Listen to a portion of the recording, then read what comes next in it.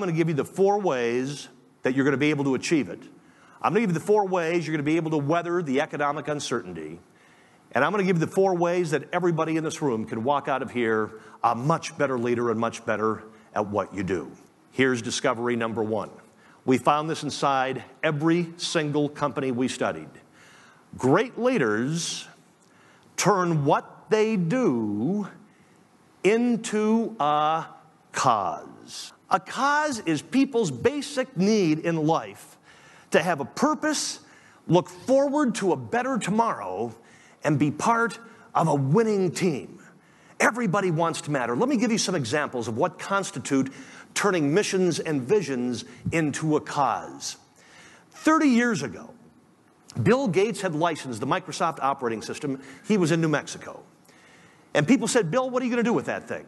And Bill Gates said, I'm going to put one of these on every desk in the world. Most people thought the guy was wacko. But his buddy Paul Allen said, well, I just dropped out of school. I'll come and join you. I want to be part of putting something on every desk in the world. Called up his buddy Steve Ballmer at Harvard. Ballmer said, I got 2 months to go. I'll come and join you. That sounds like fun, putting something on every desk in the world. Whether you love or hate Microsoft, think about it. Those 3 guys collectively worth what, 110 to 120 billion dollars. Probably the greatest bench strength of any company in the planet, worldwide at 92% market share, and the company's created more millionaires than any other company in the planet. Today, they still talk about putting what they do on every desk in the world. Causes are inclusive. What we found in every single one of these companies is, in fact, I was sitting with Richard and Timothy Smucker of Smucker Jams and Jellies. What a remarkable company. They've become a $4.5 billion company in the past 10 years. It's the 5th generation of family leadership of a publicly traded company, and there's not another 5th generation publicly traded company at any place in the world. I was asking them their secrets, and they said, it's very simple, Jason. We do not look for aptitude. First, we look for attitude. And I said, well, what does that mean? And they said, look, we'll teach people how to do the job. The most important thing is they want to be part of our team. They believe in who we are and what we're trying to accomplish. Attitude before aptitude. A cause fuels passion. A cause drives momentum. And now leave this up here while I explain this, because it's the most important, one of the most important things I'm going to say today, and it's this. A cause builds culture. And I will stand here and tell you this. Culture is the ultimate competitive advantage. For here's what I know in business. Anything that anybody sells, produces, or does, someday somebody's going to do better, faster, cheaper. Everything ultimately becomes commoditized. Other companies can steal your people. They can steal your marketing. They can steal your advertising. They can steal your methodologies. You may become the finest solution providers on the planet, and they'll try to copy that. But there's only one thing that no other company can ever steal from you or take from you, and that is your culture.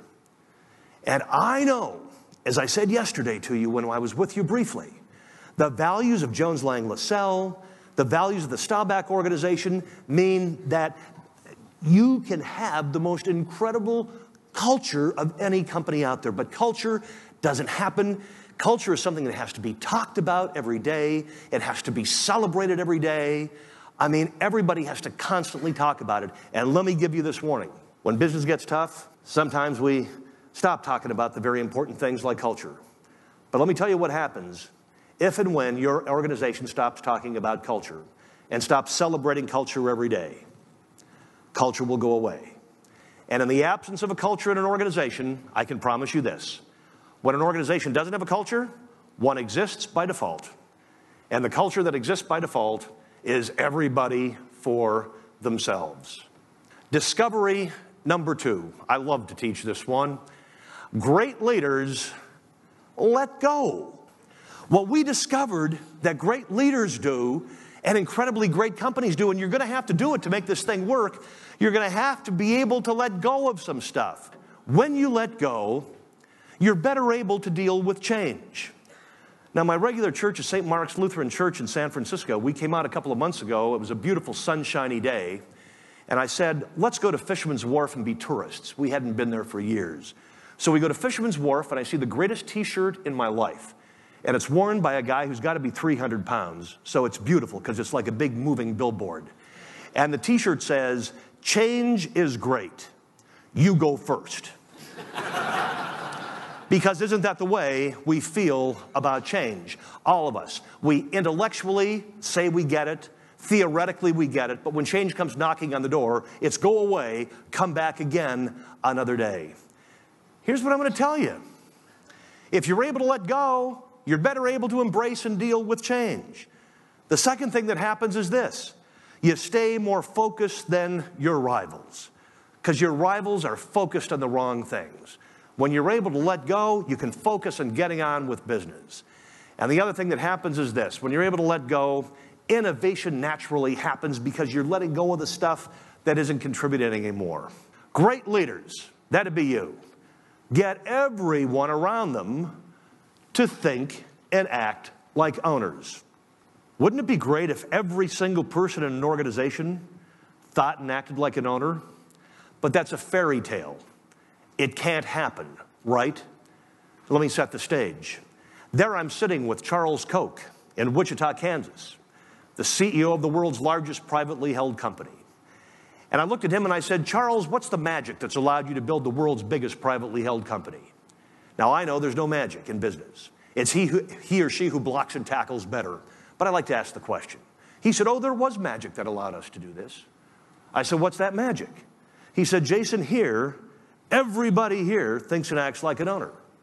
I said, well, Charles, you're the 14th wealthiest man in the world. I don't mean to be disrespecting you, but I don't believe you. You've got several 100,000 people who work here. I don't believe that everybody thinks and acts like an owner. He said, well, let me modify the statement. He said 99.9% of all people who work here think and act like owners. The other 1/10 of 1% don't matter because they won't be here next month. And I said, well, I don't believe that you have 99.9% of all people thinking and acting like owners. He said, we do. And he said, it's the easiest thing to do. He said, precisely because it's so easy is the reason that most companies won't copy us. He said, it's the easiest thing in the world to get everybody to think and act like an owner. I said, tell me, I'm all ears. How do you do it? He said, well, first, Jason, if you want people to think and act like owners, everybody has to know how what they do creates value.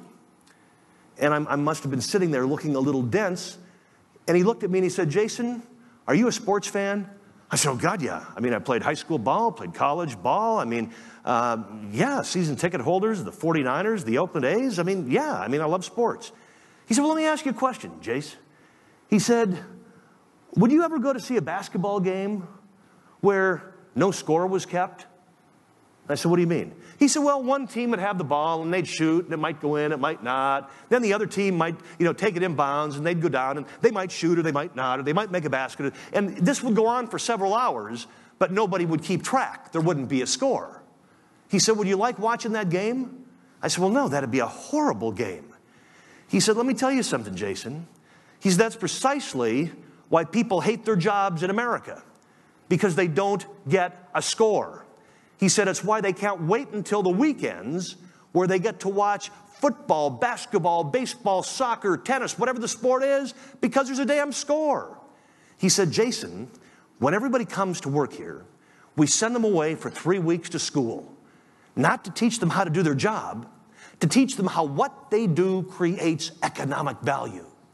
And he said, Jason, when you teach people how to create economic value and they know it's measured, he said, bar the door and step back, because more economic value is going to be created than you ever dreamt possible.